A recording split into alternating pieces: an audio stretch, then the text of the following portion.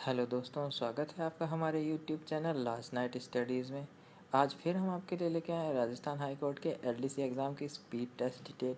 जैसा कि हमने हमारे चैनल में एफिशिएंसी टेस्ट से रिलेटेड क्वेश्चंस को पहले कवर किया था और आपके सवालों के जवाब देने की कोशिश की थी, तो आज हम स्पीड टेस्ट से रिलेटेड कुछ सवालों के जवाब को कवर करेंगे और साथ ही साथ आप इस टाइपिंग टेस्ट में आप एक्यूरेसी और स्पीड कैसे बढ़ा सकते हैं, इसके लिए आपको टिप्स और इंस्ट्रक्शंस भी देंगे। तो आइए शुरू करते हैं। सबसे पहले काफ़ी स्टूडेंट्स ने जैसा पूछा कि एलडीसी के नोटिफिकेशंस में था कि सर 8000 की डिप्रेशंस पर आवर स्पीड लिखी हुई है, तो इसका मतलब क्या है। तो पहले आइए आज इसको डिस्कस करते हैं कि 8000 की डिप्रेशन पर आवर का मतलब क्या है। तो 8000 की डिप्रेशन मतलब 8000 की स्ट्रोक्स और 8000 की character hit on a keyboard, यानी आप 8000 बार कम से कम एक की को प्रेस करें 1 घंटे तक, तो वो 8000 की डिप्रेशन पर आवर कहलाता है। फिर आता है कि क्वेश्चन कि सर डिप्रेशन है तो इसको वर्ड्स पर लिमिट में कैसे होगी। तो उसका भी देखिए यहाँ पे फॉर्मूला दिया हुआ है कि gross words per minute is equal to all typed entry divided by 5 and whole divided by time. Means all typed entry या आप कह लीजिए all typed character divided by 5। यहाँ देखिए कि 5 कैरेक्टर का एक वर्ड मतलब माना जाता है कि मिनिमम 5 कैरेक्टर का एक वर्ड होता है। जैसे वर्ड तो है pat B, bad B, but इसमें 3 कैरेक्टर्स हैं, तो ये एक टाइपिंग टेस्ट के लिए एक वर्ड नहीं है।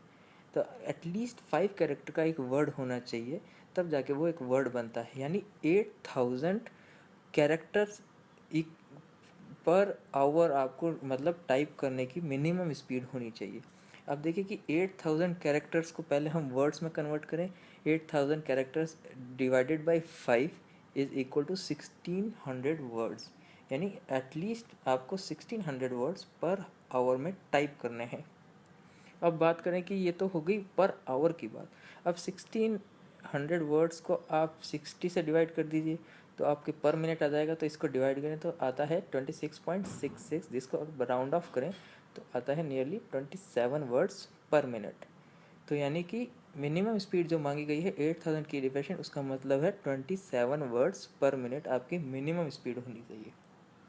फिर काफ़ी स्टूडेंट ने हमसे सवाल किया कि सर 8000 की डिप्रेशंस पूछा गया है, तो उसकी मार्किंग किस हिसाब से होगी, मेरी स्पीड इतनी है तो उससे मुझे कितने मार्क्स मिलेंगे। तो आइए इसका भी हम आपको सवाल का जवाब देते हैं। तो ये देखिए, अगर हम मार्क्स कैलकुलेट करें अकॉर्डिंग टू योर स्पीड, कि आपकी स्पीड जैसी भी है या आपने कैलकुलेट नहीं की है तो आप कैलकुलेट कीजिए टाइम सेट करके। कि देखिए अगर मिनिमम 27 वर्ड्स पर मिनट मांगे गए हैं तो उसके लिए आपको मिनिमम 20 मार्क्स मिलेंगे 27 वर्ड्स पर मिनट के लिए। तो इसी के अकॉर्डिंग हमने और आगे तक इसको डिस्क्राइब किया है कि मैक्सिमम अगर 50 मार्क्स का पेपर है तो उसके अकॉर्डिंग आपको किस किस तरह से मार्क्स मिलेंगे। अगर आपकी स्पीड देखिए जैसे 35 वर्ड्स पर मिनट है तो आपको नियरली 26 मार्क्स मिलते हैं, और 35 से 43 के बीच में है तो आपको 26 टू 32 के बीच में मार्क्स मिलेंगे। और वहीं अगर 43 से 51 के बीच में वर्ड्स पर मिनट स्पीड है तो 38 मार्क्स नियरली मिलेंगे। इसी तरह से देखिए 60 वर्ड्स पर मिनट की है 44, और 68 वर्ड पर मिनट है या उससे ज़्यादा, जो कि काफ़ी अच्छी टाइपिंग स्पीड मानी जाती है एक मतलब नॉर्मल ह्यूमन के लिए, कि 68 वर्ड पर मिनट और अबव अगर है तो आप बहुत अच्छे एक टाइपिस्ट हैं। तो उसके लिए यहाँ पे 50 मार्क्स दिए गए हैं। उसके लिए देखिए दोस्तों, आपको एक्यूरेसी बहुत ज़रूरी है। एक्यूरेसी इन द सेंस आप वर्ड्स गलत टाइप ना करें, क्योंकि वर्ड्स गलत टाइप करेंगे तो आपका समय जाएगा तो आपके ऑटोमेटिक वर्ड्स पर मिनट घटते जाएंगे, तो उससे आपके मार्क्स भी घटते जाएंगे। तो इसके लिए आपकी एक्यूरेसी सबसे ज़रूरी है। तो आज के वीडियो में हम आपको एक्यूरेसी से रिलेटेड भी आपको कुछ टिप्स और इंस्ट्रक्शंस देंगे।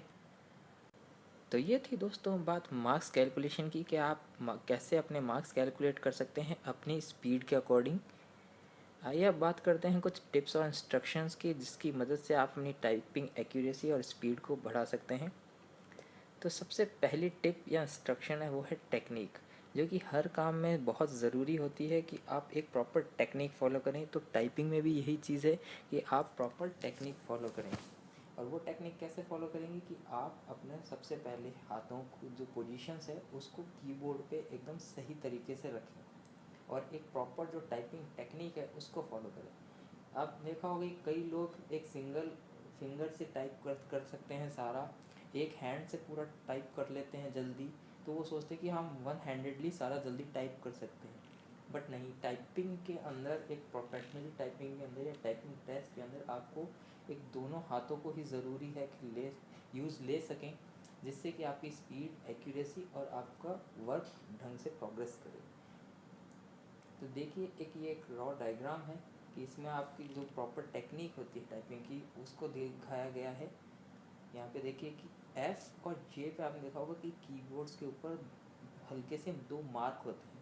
वो इसलिए होते हैं कि ताकि आप वहाँ पे अपने इंडेक्स फिंगर को रख सकें और उसके अकॉर्डिंगली ही आप अपनी बाकी रिंग, पिंकी और मिडिल फिंगर को उस हिसाब से प्लेस कर सकें। कि जैसे कि देखिए, अगर आपकी इंडेक्स फिंगर F और J पे आ रही है तो आपकी मिडिल फिंगर D और K पर आएगी, और आपकी जो रिंग फिंगर है वो L और S पे आएगी, और आपकी जो पिंकी फिंगर है वो A और कॉलन वाली की पर आएगी।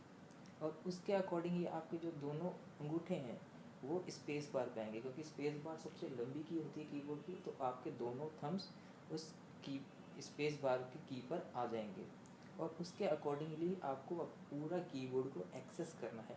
तो आप देखिए यहाँ पे अलग अलग कलर्स में डिवाइडेड है कि आपको कौन सी उंगली से कौन सी कलर की कीज़ प्रेस करनी है।